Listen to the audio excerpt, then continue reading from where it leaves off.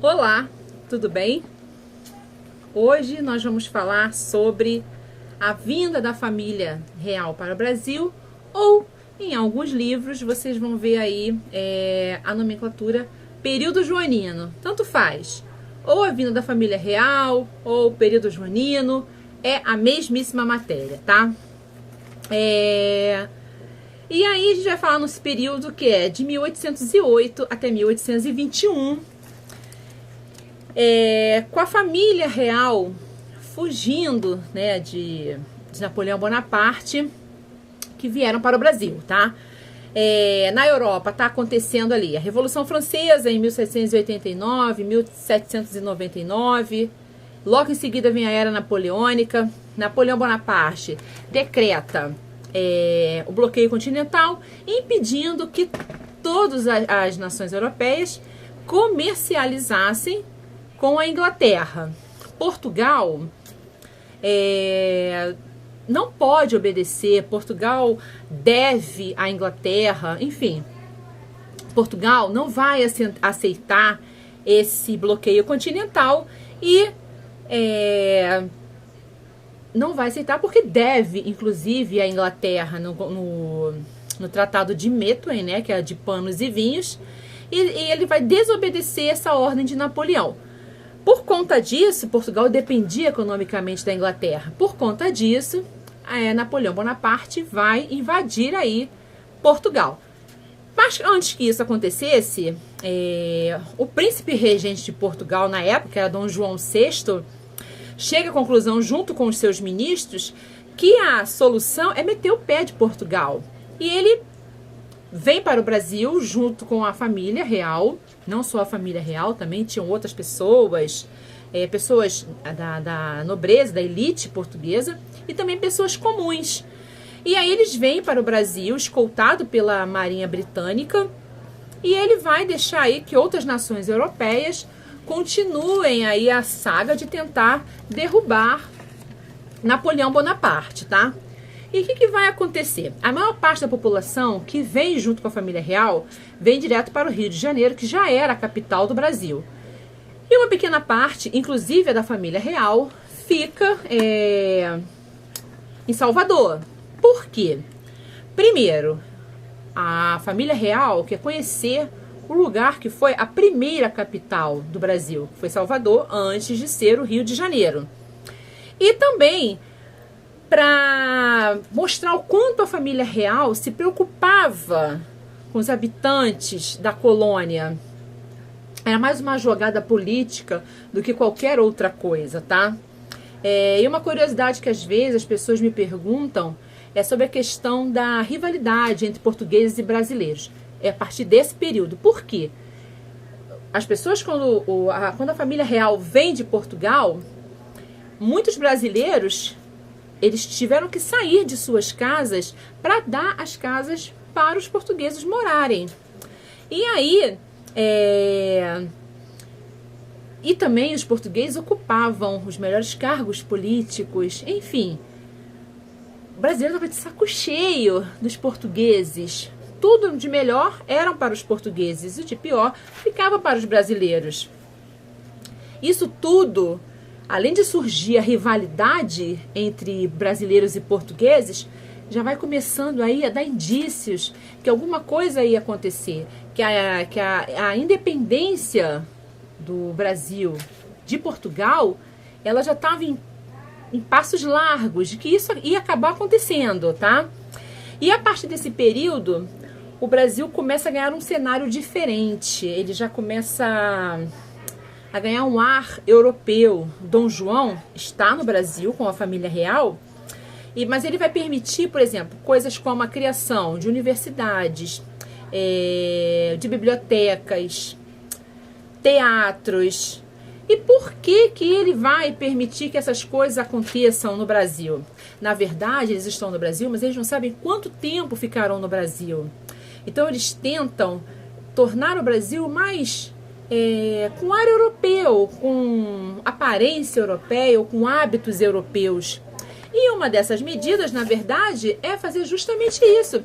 É fazer com que tudo que tinha na Europa Passa a ter aqui no Brasil também.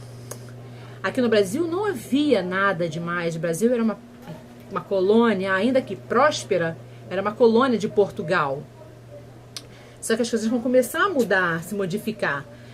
E aí acontecem dois detalhes importantes nesse conteúdo que vocês precisam entender. Em 1808, logo com a chegada da família real ao Brasil, Dom João assina um documento chamado A Abertura dos Portos às Nações Amigas. O que foi isso, né? O que significa isso? O Brasil abre suas portas com países que quisessem negociar comercializar diretamente com o Brasil. E Dom João toma essa atitude porque ele quer acabar com o pacto colonial, tá? Sabe aquele pacto colonial que tudo que sai do Brasil deve primeiro passar pela metrópole?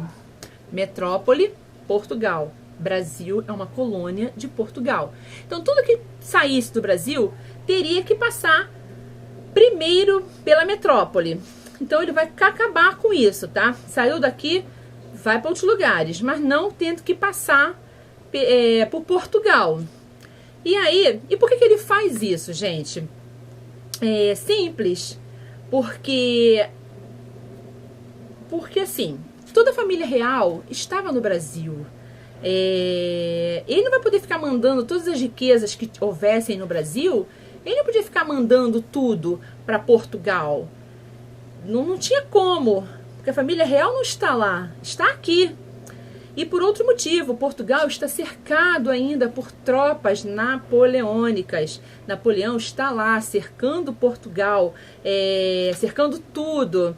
Então, ele quebra com esse monopólio de ter que passar pela metrópole para depois sim tomar o seu rumo. Isso vai acabar, ou seja, o pacto colonial deixa de acontecer por conta disso. Se a família real não está lá em Portugal, o rei, né, no caso o príncipe regente, não tinha essa necessidade, essa obrigatoriedade de fazer nada com Portugal. E aí, o que vai acontecer a partir disso? O Brasil começa a dar os seus primeiros passos com relação à independência. Já começa a dar os primeiros passos no caso do processo que vai resultar na independência, tá? Olha só, em 1808 isso, tá? A abertura dos portos às Nações Amigas. Em 1810, ou seja, 2 anos depois, o Brasil vai assinar um outro contrato com a Grã-Bretanha, que se chama Tratado de Comércio e Navegação. Ou seja, todos os produtos britânicos, ao entrarem no Brasil, eles teriam uma taxa de até 16%.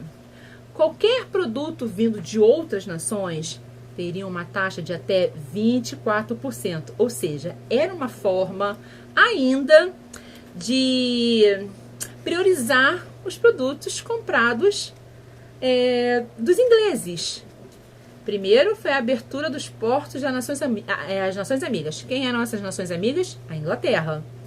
E depois, em 1810, esse outro tratado de comércio e navegação, que baixa o preço dos produtos vindos da Inglaterra e aumenta os preços vindos de outras nações.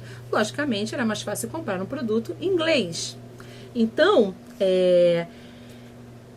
o Brasil só vai se consolidar de fato, né, a independência em 1822. Mas com tantas das coisinhas que vem acontecendo em 1808, 1810, já está se consolidando esse cenário de mudança, já está se consolidando esse processo de independência, ou seja, me tornar livre de Portugal. Já não dá mais para ficar submissa a Portugal, não tem a necessidade de acontecer isso. E aí Dom João vai fazer aqui no Brasil o quê? Criar o Banco do Brasil. Por que ele vai criar o Banco do Brasil? Na mesma aplicação da família real está no Brasil, ele vai dizer, não posso mais usar o Banco de Portugal. É impossível. Primeiro, porque Portugal continua cercado pelas tropas napoleônicas. E segundo, todas as negociações financeiras, né, tem que acontecer aqui. Toda a movimentação financeira do Brasil tem que acontecer, de fato, aqui no Brasil e não em Portugal. Por que eu tenho que, qualquer negociação financeira, fazer com Portugal? No Banco de Portugal. Então, ele vai criar o Banco do Brasil. Ou seja, as negociações financeiras do Brasil vão ser resolvidas dentro do próprio país, tá? Outra coisa que também acontece nesse período por Dom João foi a conquista da Cisplatina. Cisplatina é aonde hoje é o Uruguai. Essa região, gente, era uma região muito próspera e também muito rica, pela questão até da pecuária, né? Então, como era uma região ali muito próspera, o que vai acontecer? Vai se ter uma preocupação em manter. E outra coisa, essa região da Cisplatina, ela já tinha sido, já tinha pertencido à colônia, já tinha sido uma colônia da Espanha, tá? Só que, e Napoleão Bonaparte, ele tinha invadido a Espanha, tanto que ele colocou o irmão dele, o José Bonaparte, no lugar do rei. Então era mais ou menos assim, um recado de Dom João. Olha só, o Napoleão Bonaparte, eu saí de lá de Portugal, mas você acabou não me pegando e eu tomei uma terra, um território que pertencia a você. Enfim, era mais uma rixa um recado que estava dando aí entre linhas para Napoleão Bonaparte. Então a Cisplatina, que hoje é o Uruguai, passou a pertencer ao Brasil. Depois, mais para frente, Dom Pedro I vai perder essa região aí da Cisplatina, enfim, mas é uma outra matéria, tá? E aí, em 1817, gente, acontece a Revolução Pernambucana. Essa Revolução Pernambucana é uma revolução totalmente da elite. As pessoas estão cansadas dos portugueses, todo o luxo da coroa portuguesa, das festas, eram tudo tirados de dinheiros dos cofres públicos do Brasil inteiro e também de Portugal. Os funcionários públicos tinham seus pagamentos atrasados por conta de bancar os luxos da coroa portuguesa, com festas, com luxos, com roupas. E aí todos os gastos da coroa portuguesa aqui no Brasil eram bancados pelos brasileiros, né, lógico, e pelo estado de Pernambuco. Então, os pernambucanos, influenciados pela independência dos Estados Unidos, por ideais iluministas, vão fazer essa revolução aí e vão ser reprimidos de forma muito violenta pelo exército de Dom João. Em 1815, Napoleão Bonaparte, aí, pelos reinos da Prússia, da Rússia, da Áustria, da Inglaterra, ele é finalmente pego, vai ser preso, né? E depois ele vai morrer. Mas, enquanto isso, no Brasil está acontecendo um outro movimento, a missão artística francesa. Olha só, tem gente que vai dizer que essa missão artística foi encomendada por Dom João. Tem gente que vai dizer que não, que artistas como Rugendas, Debré vieram para o Brasil para mostrar a sua arte francesa e não vieram a pedido do rei.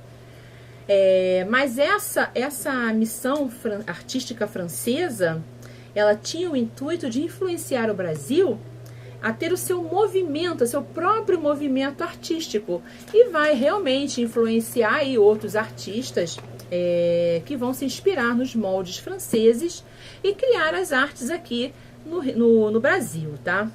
E então, após a morte aí de Napoleão, as nações que o derrotaram vão criar o Tratado de Viena.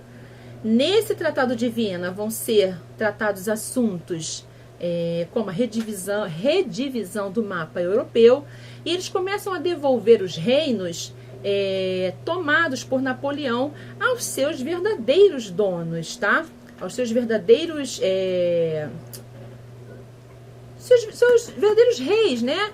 No caso, quando Napoleão tomava um reino, aí nesse Tratado de Viena, cada reino que foi tomado por Napoleão está sendo devolvido para o seu rei.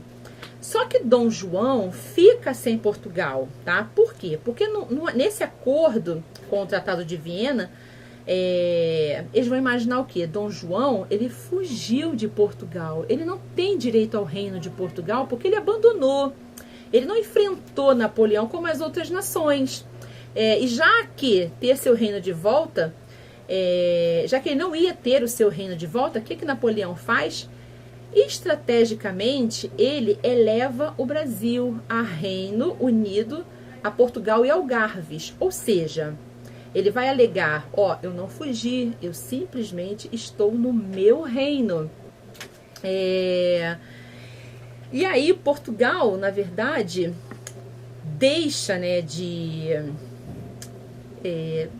vai deixar de ser uma metrópole, né? E Brasil vai deixar de ser uma simples colônia de Portugal, tá? É uma jogada extremamente pensada por Dom João. Quem amou isso? A elite brasileira. É lógico que deixa de ser submissa, deixa de ser uma colônia de Portugal. Quem vai odiar isso? A elite portuguesa, que deixa de ter a sua colônia mais próspera, que é o Brasil, tá? Olha só, gente, só que a família real, com isso tudo acontecendo, a família real ainda está no Brasil, tá? Ainda não foi embora, ainda tá aqui. Mas eles, Portugal não aceita muito bem essa ideia do rei, né, Dom João, continuar aqui no Brasil e deixar Portugal para lá. Então eles vão criar uma revolução, que é a Revolução do Porto, tá? Que é a elite portuguesa exigindo a volta de Dom João, junto com a sua família, a Portugal. E também eles exigem a recolonização do Brasil. Eles vão exigir que o rei volte e o Brasil seja recolonizado. E aí Portugal vai se transformar numa monarquia, tá? Só que uma monarquia, dessa vez uma monarquia parlamentarista. Ela deixa de ser aquela monarquia onde o rei manda e passa a ter uma monarquia parlamentarista, onde o rei governa, o rei reina, mas ele não tem todo o poder, tá? Ele não tem todo o poder em suas mãos. Eles querem sim recolonizar o Brasil, mas sabem que isso será difícil com a família real aqui no Brasil. Porque com a fixação ainda da família real no Brasil, se tornava muito mais difícil você fazer uma recolonização. Então, precisava que a família real voltasse para Portugal para que isso acontecesse. E aí, se o rei não volta para Portugal, ele perde o trono português. Se ele fica no Brasil, muitas coisas não teriam sido dessa forma que foi, tá? Dom João fica desesperado, na verdade, com essa... ou você volta ou você volta. Dom João vai ficar muito desesperado. O que ele vai fazer? Ele vai fazer, olha, então vou fazer o seguinte... Ele volta para Portugal, mas ele deixa aqui no Brasil seu filho, Dom Pedro I, e volta com sua família para Portugal em 1821. Bom, de fato isso é uma grande jogada, porque as duas nações vão continuar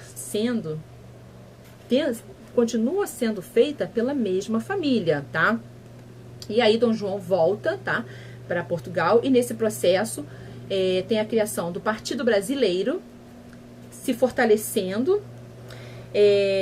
Lá em Portugal, Dom João escreve uma carta para Dom Pedro I, pedindo que ele volte, que pensou melhor, que é melhor ele voltar para Portugal, né, que deixe o Brasil, enfim. Dom Pedro não aceita essa opção de voltar, não quer voltar, até porque seu pai lá em Portugal já não é mais um rei ativo, com poderes de mando. Ele agora é um rei muito... a monarquia parlamentarista, ou seja, o rei não manda mais sozinho. O rei tem toda uma comitiva que não permite que ele governe sozinho, ou que reine sozinho. E Dom Pedro não quer voltar. Então, o que Dom Pedro vai fazer? Esse partido brasileiro está disposto a tornar o Brasil independente, com ou sem Dom Pedro. Dom Pedro, que é claro, né? Que Dom Pedro que quer ficar, ele quer estar no meio toda essa mudança no Brasil. E aí, em janeiro de 1822, com aquela pressão da elite portuguesa, querendo que ele também volte, ele tem o dia do fico, com a famosa frase: se é para o bem de todos e felicidade geral da nação, diga ao povo que fico. E em setembro do mesmo ano, né, de 1822, uma carta chega às suas mãos, recebida pela sua esposa, né, no Rio de Janeiro, que manda um mensageiro levar. Dom Pedro está vindo de São Paulo e manda levar essa carta até Dom Pedro. Nessa carta, Portugal está dizendo que vai mandar tropas para o Brasil para evitar essa independência. E aí ele decide que a independência tem que acontecer rápido, de modo urgente, tá? E de fato ela se concretiza através do Grito do Ipiranga, que todo mundo conhece já essa história, em 7 de setembro de 1822, aonde ele teria dito independência ou morte, né? Gente, o que é importante vocês saberem, tá? Todo esse processo de independência do Grito do Ipiranga não teve participação popular, tá? Ela é feita pela elite brasileira. Eu espero que vocês tenham entendido. A gente vai voltar a falar dessa matéria nas nossas aulas. E qualquer dúvida, vocês sabem que podem tirar comigo. Fiquem com Deus. Um beijo imenso.